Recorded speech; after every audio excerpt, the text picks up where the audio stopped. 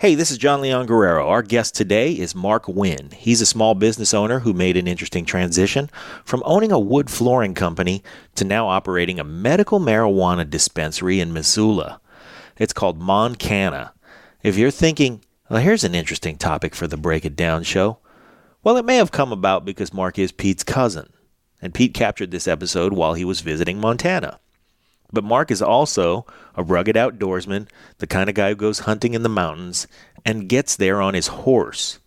So, you know, exactly the kind of dude we celebrate on this show. And when Marc and Pete get into it about what it takes to stay legit and expand a market in the marijuana industry in a place like Montana, where people are big on personal liberty, but still pretty conservative, especially when it comes to drug policy, and the laws on cannabis use are evolving in steps, you'll see. He's our kind of guest. Speaking of our kind of guest, we got a doozy coming up for you. Our show from Corte Madera, California, recorded in a little tavern called Mosley's with its proprietor, the one and only Johnny Mosley. That's a fun show, and you're going to love it. One of our increasingly unusual occasions where Pete and I get to do a show together. Johnny is Pete's homeboy, and I've always wanted to hang out with him, and we got to do it in his bar, which is terrific. Also coming up, I've been on a body comp challenge for the last 6.5 weeks, and so my results are coming in about 10 days, and we're going to have my strength and conditioning trainer, Ted O'Neill, on the show. He's trained more elite-level power lifters at his gym, Diablo Barbell, than anyone west of the Mississippi, and we talk about the psychology of peak performance. That's going to be a great show, too, and we'll get to see what Ted's program did to me over 8 weeks. Also, Pete is doing the Coronado SEAL Memorial Swim on Saturday, September 21st to benefit the SEAL Veterans Foundation, and you can go to sealveteransfoundation.org to see what they're about, and Pete's taking that opportunity to strive toward peak performance himself. So you clearly care about peak performance because you listen to this show, and that's why we get such a reward out of bringing you these episodes. So I'm going to ask you to do one thing today. Hook us up with a 5-star rating on whatever platform you're using, whether it's iTunes or Stitcher, wherever you're listening to us right now. Or if it's YouTube, just subscribe and hit the notification bell. Easy stuff. And while you're at it, go ahead and write us a review. Nothing big, just something like, hey, it'd be cool to have a beer with these guys. And if we're in your town, by the way, it would be cool to have a beer with us, and you should. And if you're in Missoula, it'd be cool to have a beer with our special guest today. Here's Marc Winn. Lions Rock Productions. This is Jay This Moore. is Greg Proops. This is Jordan Harbinger. This is Dexter from The Offspring. This is Nathan This is East. Sebastian Younger. This is Rick Morata. This is Stuart Copeland. This is Mick Gillette. This is Andy Summers. Hey, this is Skunk Baxter. This is Gabby Reese. This is Rob Bell. Hey, this is John Leon Guerrero. Hey, and this is Pete A. Turner. Hey, this is Marc Winn with Moncana, home of high country hospitality, and you're listening to the Break It Down Show. And now, the Break It Down Show with John Leon Guerrero and Pete A. Turner. I love it. High country hospitality. Yeah, Marc is my cousin. We go back as far as he's been alive, and they're up there in Missoula, Montana, where I love to go visit. And Marc he's an entrepreneur. He's got a flooring company, so if you're in Montana, if you're especially in Missoula area, he will hook you up with some wonderful hardwood floors. But I really want to talk about, and this is why this is interesting to me, Marc, because this is an emerging market throughout the nation. You run a legal medicinal marijuana dispensary, and I'm saying all those things carefully so everybody can understand that Marc's service is a patient comes to him and says, you know, I need a brand of some kind of product from the cannabinoid world, and that will help me with my cancer, with my epilepsy, with my fill in the blank thing. And Marc provides that product to them and they feel better. I'm saying this, I'm not having Marc say this, because there's a lot of legal loopholes. Marc, this whole thing is legal crazy. Talk to me a little bit about, you know, it's not a license to print money, but you've got a license to help people and make a good revenue stream from that. Talk about the legal thing that kind of holds you in check. Sure. So basically in Montana, like you said, we are a medicinal only state. There is no rec law here. So if somebody wants to become a patient in the Montana medical marijuana program, they first have to have a qualifying condition. There are several of them. I'm not sure that I can actually recite all of them, but the main ones are cancer, HIV, chronic pain, epilepsy.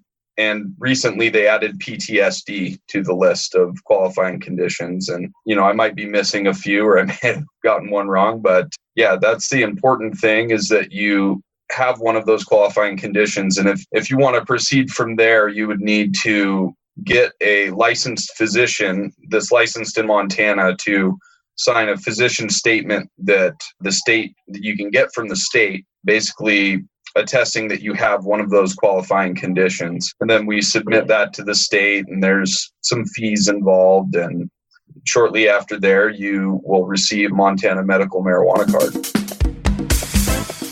Hey, this is Pete. Real quick, I just want to let you guys know we are proud to announce our official support of Save the Brave, a certified nonprofit 501c3 with a charter of helping veterans with post-traumatic stress. Here's how you can help. Go to savethebrave.com, click on the link on the website, and my recommendation is this. Subscribe. Give them $20 a month. You've got subscriptions that you can turn off right now that you're not using that are $20 a month. Swap that out. Get involved. Let's help these folks out.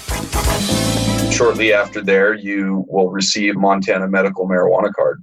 So there's a lot of questions, right? Folks have a lot of, there's decades of thought on this that is sort of pushed into our brains. And there's a lot of unfairly negative things that come out of the marijuana industry and its existence. I'm not a marijuana user. I'm not opposed to it. I'm not opposed to CBD, but it's just not something that I have chosen to do or have found use in. But I also understand that there's people with epilepsy whose lives are significantly improved. And, the nausea and all the other problems with cancer are proven dramatically to help out. So can you talk a little bit about some of the things you've seen or experienced from your, you have actual patients. These are you call them patients. You don't call them customers. Right. I think, a lot of people get benefit in a lot of different ways from it.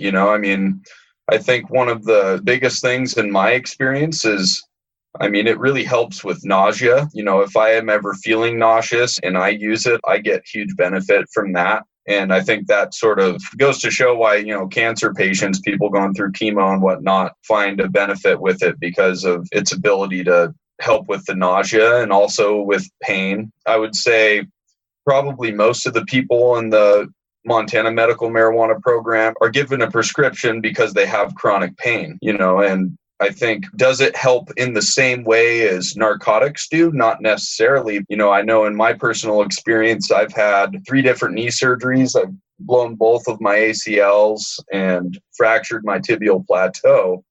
And I'm also, like you said, in the flooring business. So I spend a lot of time getting down on my knees, standing up. And, I find that at the end of the day, my knees just will start to swell and I get this aching pain. And I've chosen, as opposed to using narcotics or using, even ibuprofen, which I do use on occasion, but I think that there's some downsides to using ibuprofen on a regular basis in terms of how it affects your gut biome, is what I've recently heard. But yeah, I like to use cannabis because it's all natural and it really helps. I can take it in an edible. I can smoke it. I can vaporize it. And the effect is instantaneous and it lasts for a good amount of time. And, something that a lot of people, when they think about cannabis, they think of people smoking it. But that's one thing that I think a lot of people overlook is that there's a lot of different ways to consume it. And, using edibles, it affects you completely, differently than it would if you smoke it. And you probably get pain relief for a longer period of time when using edibles. So that's one thing that we're trying to kind of focus on, is having, as we dive into the business side of things, is I want to have a wide variety of edibles and products out there that are an alternative to smoking, because a lot of people, don't like that kind of thing. I will smoke, but, I think in the end, as much as I think it's healthier than smoking cigarettes, it's still inhaling heated plant matter. And I think if you're going to be using it medicinally and in the long term, you should look at using edibles, whether it be a beverage or caramel or a mouth spray even. So, yeah. And that's really kind of the exciting thing about it from a marketing standpoint, is you can really go into any one of these different areas. You could be making ice cream and and just have a really great ice cream that tastes good and also relieves pain. So when you're talking about these things like the pain products, and I mean, pain is just one thing, but swelling, I know a number of people, especially people that are over 50 years old, that have some form of arthritis, rheumatoid, whatever it's going to be. And they swear by the CBD cream. And like you said, I rub it on, I feel better. And, look, I want people to follow the law and everything, but I also don't want them to suffer unnecessarily. And like you said, and again, it just sounds funny, like I sound like promotional video for cannabis use, but I know what Motrin can do to your body, to your liver, to your stomach, depending on if it's acetaminophen or, whatever it is, ibuprofen. But, there are drawbacks to everything. It does seem like, though, that the nation is moving towards a more deregulated stance. I mean, obviously here in California, medicinal, okay, great, but also recreational. Colorado is, I think they just passed the mushrooms because we're understanding more and more about the medicinal value of mushrooms now. Is Montana going the same way? Are they going less regulated, or is the fight still sort of going on? Well, I guess I can give a little bit of context to what we've been through. So I first got into the cannabis business back in 2009. And, so we had a completely different law at that point. And I got about a year deep into the business before our legislature, when they went into session, they actually repealed our law and replaced it with a really difficult law that was so highly regulated and not intuitive to the horticulture of marijuana that pretty much everyone got out of it. And it sort of lay dormant for a while, and people here in Montana sort of lobbied together, and we created a lobbying group that hired an attorney and started pushing towards getting a good workable law that can appease kind of both sides. And what we came up with is what we have now. And I think it's a really great law because in a lot of ways, it's very comprehensive to the ins and outs of marijuana horticulture. So when it comes to growing it, so with our first law, we were limited to 6 plants per patient, but then we could only grow 1 ounce per patient. So the problem there was try growing 6 plants that only produce 1 ounce. I mean, they just, unless you don't have very good genetics or you're not a very good grower, you're going to produce more than that. So our current law allows us to possess what our yield is, which is a lot more practical because, obviously everybody that's doing this is probably trying to do the best, grow to the best of their ability.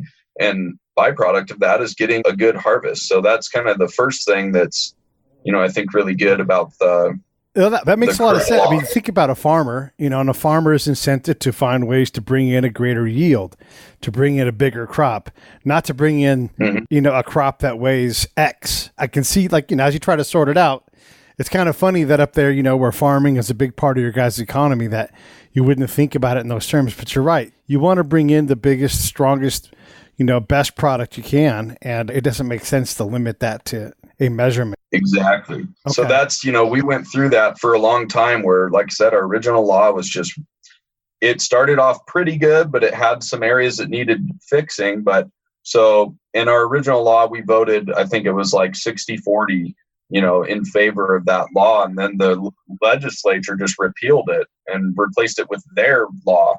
So then we had to then vote in an amendment to get the law that we have now.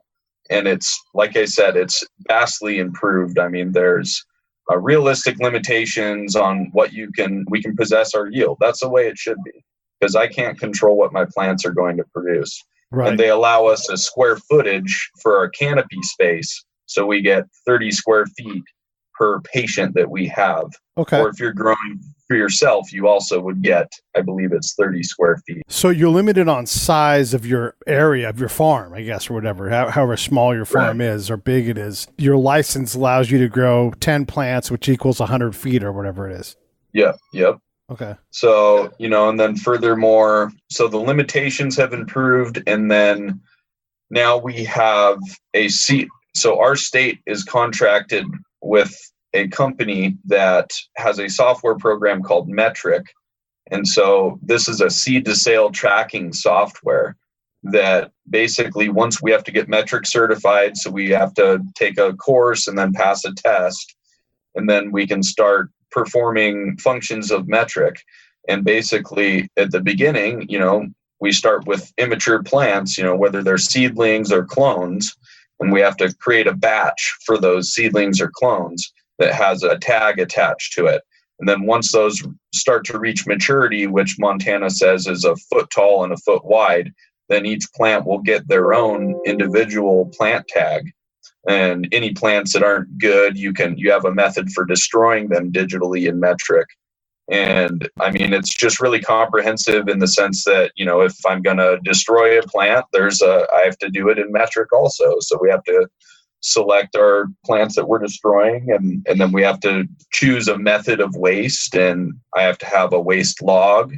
And, so everything's monitored pretty closely. And then as we progress through the growing phases, so marijuana is a photo period sensitive plant. So that means it responds to the natural light cycle. So if you want to keep a plant in what's called a vegetative growth state, you maintain 18 hours of light. And then when you're ready to get it to produce flowers, you'll reduce your light cycle to 12 hours. So I'll have my plants physically in a veg room, and I've created rooms in metric for those plants. And then when I'm ready to put them in the flower room, then I have to digitally move them to the flower room. And when I'm ready to start that process. All right, so let me jump in here, because I want to speak for the person who is cautiously concerned, right? And I want to ask questions on their behalf, because what you're describing is a fairly involved system. So the state is requiring you to account for each plant that you have based on size, based on location on your property or the dispensary or wherever it is. Like, you have to be accountable all the way. And I know how the state is. And a lot of times, these systems get so big so fast, they can't possibly inspect.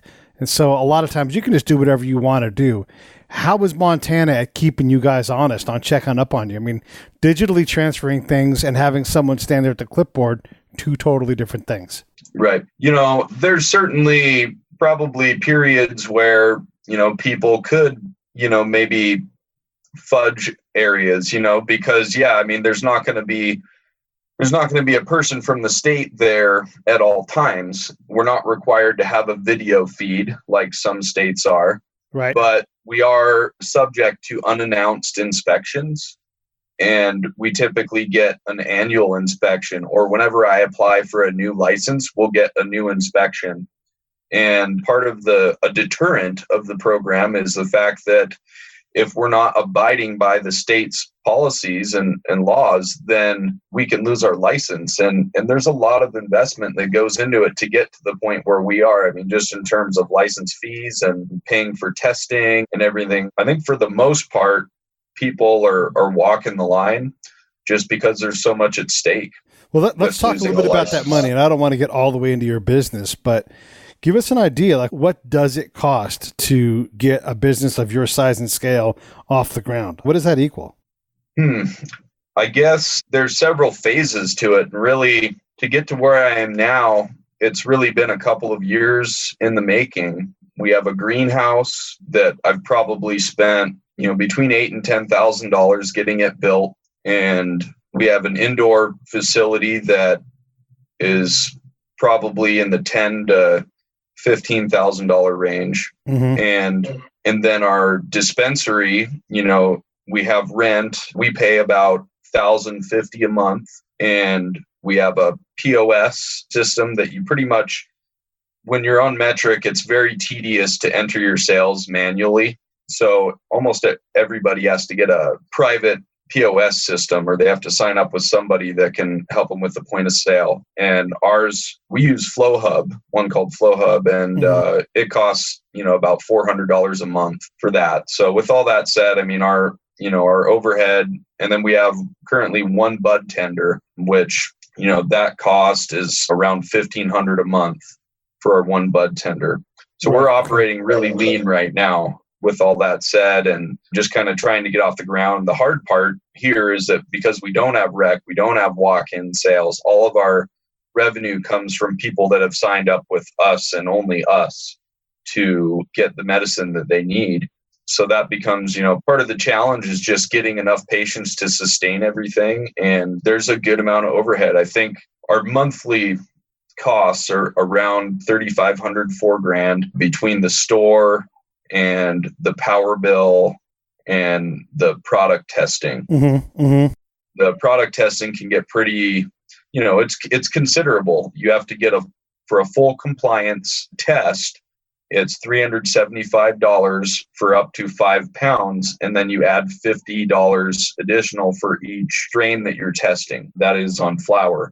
If you're testing concentrates like Rick Simpson oil or rosin or bubble hash, it's $400 for a full compliance test. And then if you're getting edibles are a little less money. They're about $90.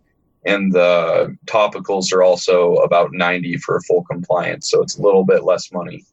But you're talking about a considerable, this is a legitimate business.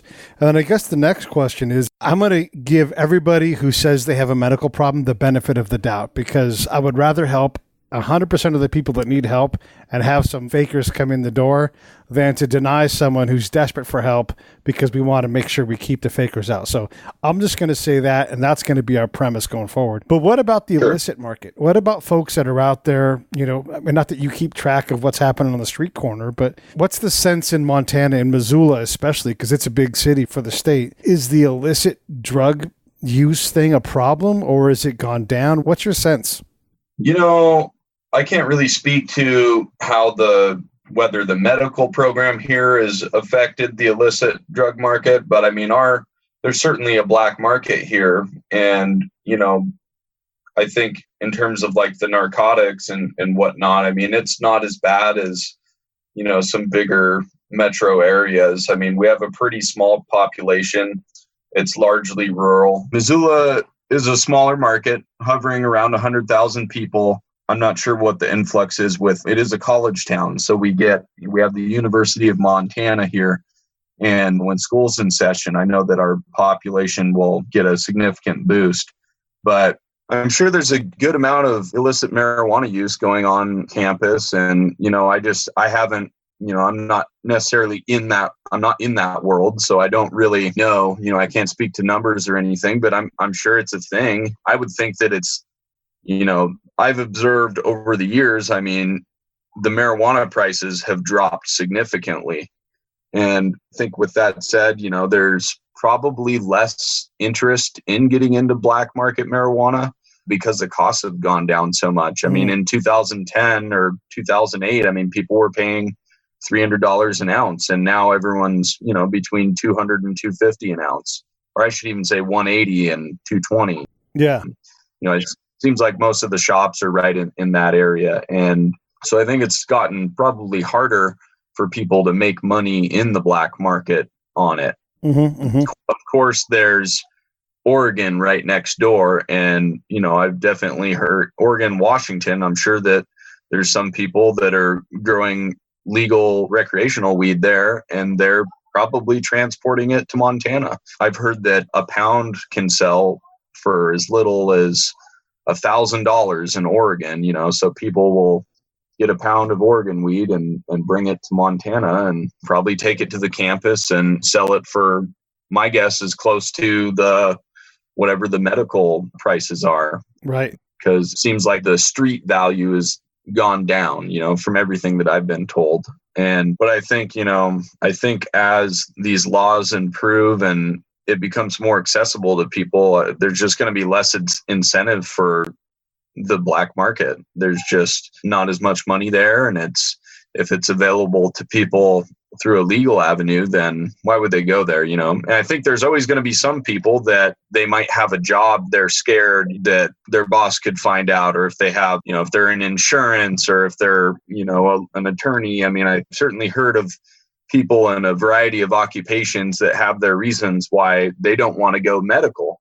So, but they're also regular users. So I think, ultimately we need to get those people in the clear to where they're not, I believe that recreational should be available. And I think the way to handle it would be to tax it differently. Right now, our medical law, we are taxed 2% of our gross sales. And we just passed an amendment to where for at least 1 year, they're going to increase it to 4% to pay for some stuff. And then it's supposed to go back to 2%. But my thought is, why not, keep the taxes low for people that want to get their medical card. And then if we're going to bring rec, tax it a little bit greater, and then there'll still be an incentive for people to get their card if they have, one of those qualifying conditions to where they really need it. And then the rest of the people that are just recreating, let's get the state some tax revenue, and then that way there's still going to be a reason to keep a medical market and a rec market. I'm not sure what Colorado's doing, but I've heard that they have pretty substantial taxes for their rec market, but I believe that the medicinal is less. Hey, this is Pete A. Turner from Lions Rock Productions. We create podcasts around here, and if you, your brand, or your company want to figure out how to do a podcast, just talk to me. I'll give you the advice on the right gear, the best plan, and show you how to take a podcast that makes sense for you, that's sustainable, that's scalable, and fun. Hit me up at pete@breakitdownshow.com. Let me help. I want to hear about it. I'm not sure what Colorado's doing, but I've heard that they have pretty substantial taxes for their rec market, but I believe that the medicinal is less. So, I want to ask a question about, so I love it up there, and Montana is great. Missoula is awesome, but I can see that there's not a lot of money. There's a lot of folks that need money, right? And I can't imagine that tax revenue has got to be, kicking your guys' ass because there's just not a lot of big industry up there. There's breweries seem to be doing well, but that's not going to employ 150 people. That's going to employ a small amount of folks. So does this seem like a good, your guys' roads must need redoing completely every 5 years. It's cold up there. Yeah. The first thing that you said, I think in Montana, there's not a lot of super high paying jobs. And I think the 2% tax really is not bad. And even if the feds start to move towards legalization and allow, give us the ability to pay taxes, I would hope that they would try and mirror, what the state does. So if we were paying 2% state, 2% federal for medical, I think would be reasonable, or even 4% for each. I would love it if some of that money went towards whether it be roads or schools or drug abuse, counseling, or whatnot. I think there's a ton of different things that the money could go towards, and our state could definitely use it. We're fortunate.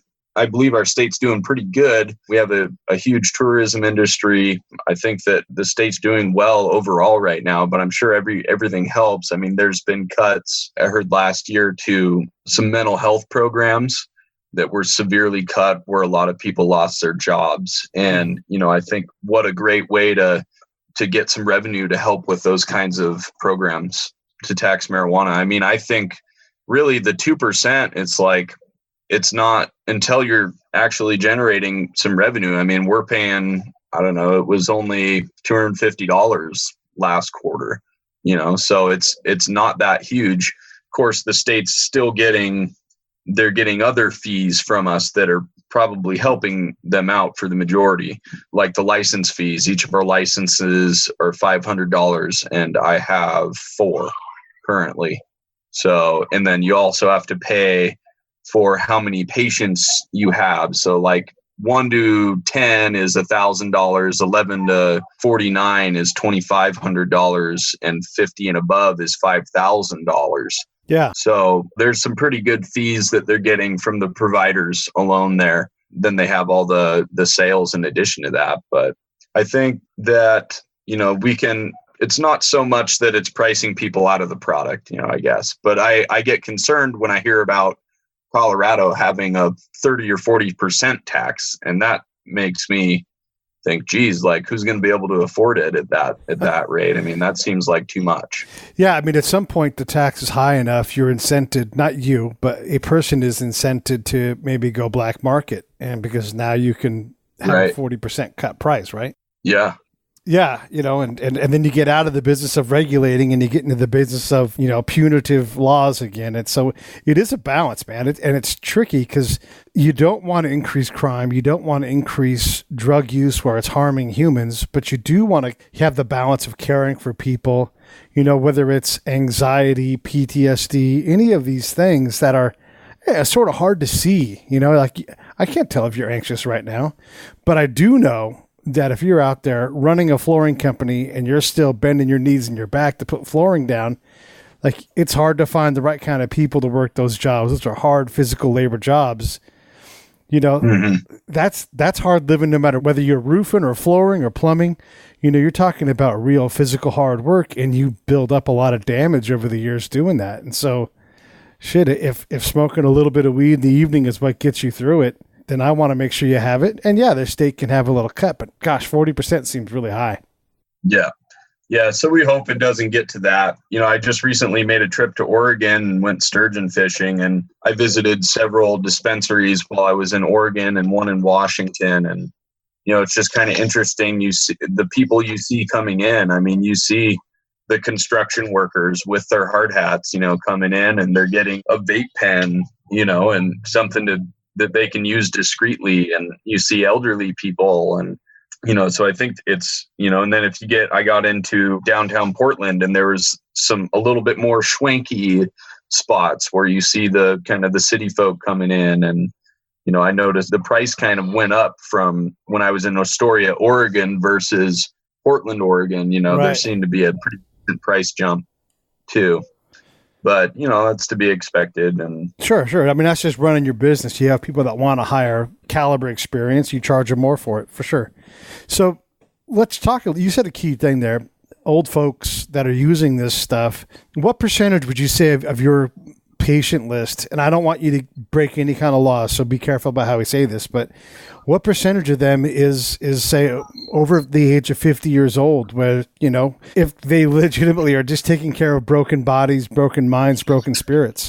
Over 50, I'd say probably 25%. Right. And then there's probably between 30 and 50 would probably be 50%. Mm-hmm. And, but a lot of people in the mid 30s to early 40s, I think there would be more of an elderly community coming. I mean, if they knew it was available and knew what it took to get it. And I think mainly, a lot of people, it's just the legality of it. Some people don't want to take a risk at all. Sure. But some of my best patients are in their 60s. I've got several that I've known for years and years. I knew some people that I met way back in 2010 that are now my patients again, and they're great. I mean, they're really some of the best people to work with, and probably our ideal demographic, I think, going forward. I mean, we want to get the people that really have need for it and that are good, trustworthy customers. I mean, I think if you built your business based on young people, I mean, you're probably diving into that area where some of these people may not, it's not really fair to speculate whether they have a qualifying condition. There's plenty of people that have chronic pain that are young, but, there's probably some out there that are, just using it to get marijuana. And I don't think that that's necessarily wrong from my point of view in and of itself, because I don't think people should, become criminals from it. Well, let me just take that whole burden off of you. Then let me just say this again. I'm not a marijuana user. Just, I like beer. I like shots and shit like that. And as a guy that likes beer and shots and shit like that, I got no problem if a guy wants to go out and lay down tile all day. Holy fuck, I've done that work. That's hard work. And if you want to smoke a blunt, and chill out and relax, and that's how you have, goddamn, do it. I'm totally for that. And beyond that, I want to say this too, because I want folks to understand like the kind of dude you are, because yeah, we're family and everything, but we're not that close. We've only met, I don't know, maybe 10 times in our whole life, if that many. But it doesn't mean that I don't care about you and like you. But what I notice about you is this. One, you're an entrepreneur, you run your own company, and you get out and you get floors laid down. And you didn't pick an easy job, man. You picked a hard job. So you're a hardworking dude. You got a bunch of kids, and you constantly are driving your son all over Montana, getting him into motorcycle races and everything. I mean, you're doing what dads do. And now you got this other business and you're doing things. When people support something like Moncana, they're supporting a real all-American hardworking family. I don't want to call you blue collar because I don't think that does justice to what you do. Like, you're a hardworking dude, and I appreciate that. I think the world of what you're taking on here. I see, like, you talk about going hunting with your older brother. You guys get on horseback and head up into the mountains. Holy shit. Yep. That's stuff of dreams, man. People love that. So, I mean, this is the kind of dude you are. You're not just some lackey asshole trying to get rich. Like, you're out there working hard, trying to provide value. And every time I've talked to you about this stuff, you're very careful about making sure that you're within the law and expressing, like, this is the law. This is where we have to stay within, because you're not trying to jeopardize what you've got. You're not trying to be a criminal. You're trying to, I mean, look, you're not perfect, but you're doing a lot of things right. And I know your dad would be proud of you. Thanks. Yeah. And, I would like to, I think our goal is to I don't want to try and grow it too fast. I'm trying to grow it organically, so to speak, the business. And, I think that as time goes on and as we develop more products and, fine tune our strains, I think that, we're going to get there. And a lot of people assume that it's just hand over fist money. But if you go and talk to a dozen providers, you're probably going to find out that half of them are still breaking even. They might be paying their bills, but they're not lining out a bank account yet.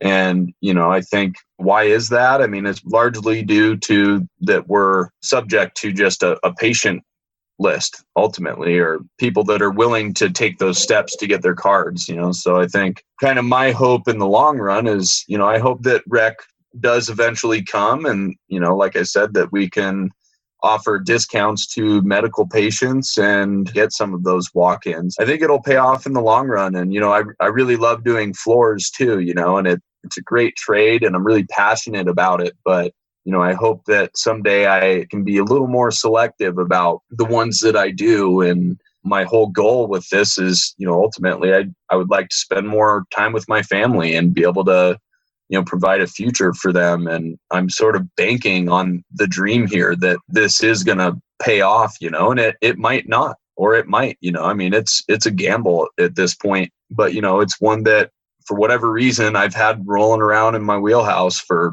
over 10 years. And there's been a lot of steps into getting here. I think buying my house, having my own property, I knew that was going to be essential to being able to be in this, just knowing that I could have a grow space, because otherwise you have to get a landlord permission slip, which can be really difficult. And I had one back in 2010 and I invested a bunch of money into it. And then some landlords actually got in trouble in Montana when there was sort of a crackdown. So basically the landlords all got together and decided not to rent people as much. Right. And so it became really difficult. So, I mean, I feel like, this has been a long time in the making for me, between getting the house and, I built the greenhouse 3 years ago and I've been sort of adding little things to it as time goes on. This year I added a light deprivation system that's automatic so I can flower. So you could flower outdoors in Montana and get 2 crops a year. Yeah. If you time everything right. So there's just a lot of little things that have sort of come with time. We got our rosin press now and we're trying to get into the concentrates world of things. And that's like a whole other spectrum of knowledge and tooling and processes to get those. And there's so many different ways that you can do it. And, all the equipment's really expensive. So we've started with this, it's a rosin tech press. So basically you can take anything, you can use flour, you can process flour into a dry sift, or you can process flour into a bubble hash. And then you put it inside this, it's a 20-ton pneumatic press, and you put your product inside of a sieve so it's basically a bag or a pouch with very small holes in it, 25 micron typically. And then you put parchment paper around that and you squish that product. And then that yields you a solvent-free cannabis extract, that we call rosin. And, there's a bunch of different ways that you can make it. And then you have to figure out a way to market it to people. And, it seems to be largely where the industry is going. A lot of people want that. They want the vape pens because they're so discreet and convenient. And part of the method to getting there is just, whether you're some people use butane extraction. So they'll literally use the butane to extract the THC and the CBD and the terpenes from the plant and produce that concentrated product. And, I think a lot of places are shying away from the butane because it's flammable. It's kind of dangerous to produce it. And you have to make sure you get all of that solvent out of the product before you sell it. And everything's tested before you can. So, you'll know it's passing if it is. But people are developing some pretty high-tech methods of achieving the same thing. And so we're kind of just diving into that right now. And it's a fascinating world. You're talking about new products and branching out. Let me ask you, because you run a business, you've got a flooring business, you've got a dispensary, which is not just, a storefront. You're actually a weed farmer, if I was going to, use a colloquial term. How many people could you possibly employ? Like, if you really are cooking, are there 4 or 5 more jobs there? Because you're describing product development, marketing. Obviously, you've got someone who curates the plants and everything. How many people can you employ in this little small business? Right now we have 1 bud tender and a cultivation manager and an extracts manager and myself. So, we're basically 4 people. And then someone's running the storefront. Yeah. And I think as we progress, if we can, we only have 30 patients. So, and actually we picked up a couple since then, but I think once we get up to the 100 patients, then, I think we'll be at the point where we could start looking to hire another bud tender. I think if we can get to 200 patients, then, we could probably have 3 bud tenders. So I think, in the long run, I don't know. I went to going to a dispensary in Oregon, or the one I went to in Washington, one of them had probably 5 different bud tenders operating there, and they were all pretty busy. Yeah. I think, the more people we get in there, I think the more employees we'll be able to sustain. On the growing end, we're pretty proficient with, basically 3 of us doing most of that at this time. But, it depends on, when harvest time comes, that's when the work starts.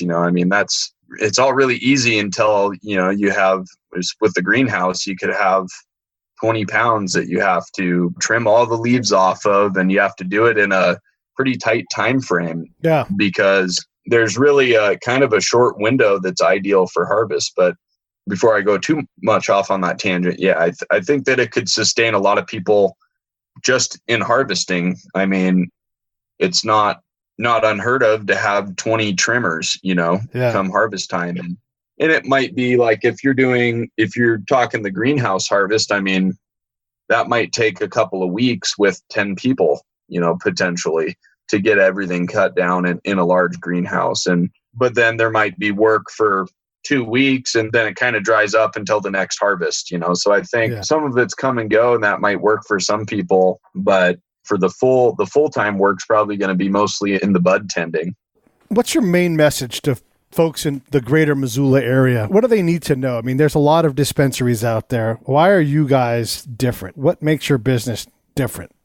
In all honesty, I'd have to go and investigate everybody else to really truly answer that question. But I think we have an exceptional work ethic, myself and my staff, and all of us have backgrounds working in trades. And, one of us was an outfitter. One of us was an HVAC. Alex, my brother, he's going to school and working for us as a bud tender at the same time. And, I think we bring a lot of knowledge and background to the table with having an HVAC guy that's built our indoor grow facility. It's really well climate controlled, and we're all pretty well read on the subject, and pretty well experienced at this point. I can't say that we're the best hands down, but I can say that we're going to give whoever's the best a run for their money, because we do have a work ethic. And I think there's a couple little tricks that we have that some people may not know about yet. We have some edges here and there.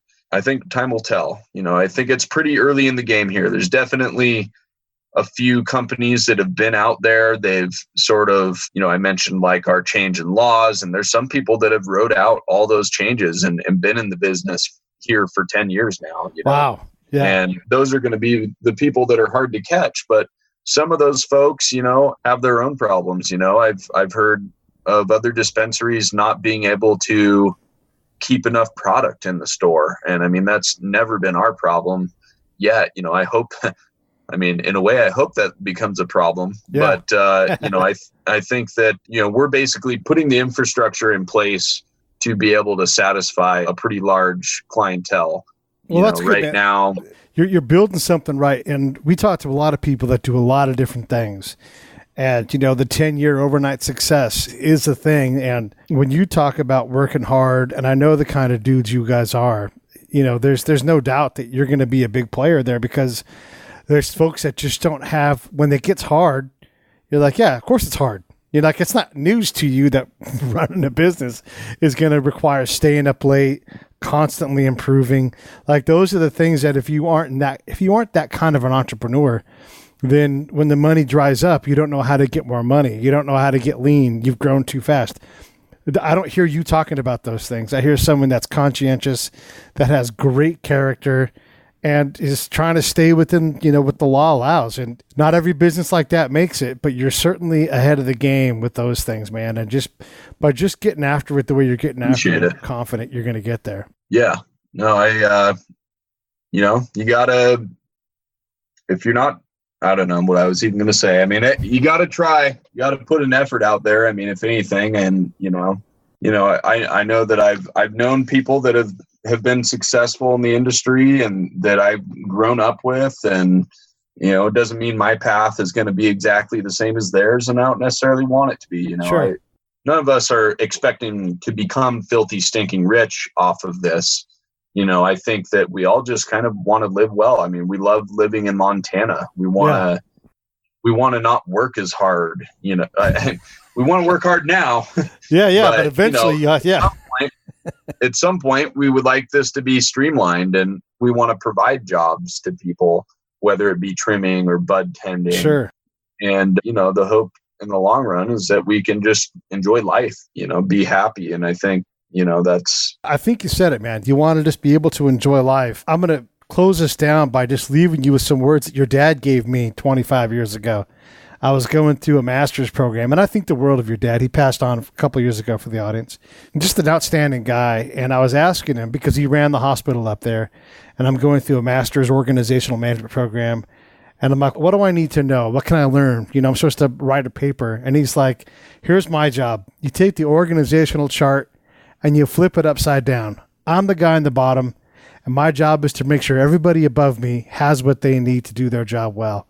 And if I don't do that, then I'm the one that failed. And dude, that sounds exactly like what you're doing right now. You're looking out trying to, Thanks for remembering that. Jeez, I'm gonna have to re-listen to this and think about that. Well, I swear to God, that stuck with me. I'm like, that's brilliant, because at the time I thought the CEO was the big boss and he told everybody what to do, and he's like, nope. My job is to make, I pick great people to do these individual jobs, and my job is to make sure that they've got what they need, so they can succeed. And I hear you saying those things, man. So I'm super excited. Well, I spent a lot of years quietly in the background listening to Dad, and I like to think that had an impact on how I am as an adult, and navigating this business too is just, the people skills goes a long way, and it's important making sure everyone has what they need. That's an essential part of this for sure. Yeah. Well, listen, thanks for coming on the show. Let's do some more. Let's find some more folks in your industry, and let's do a couple more. If you want to do a hardwood podcast, let me know. I could talk about hardwood for hours. Thanks, man.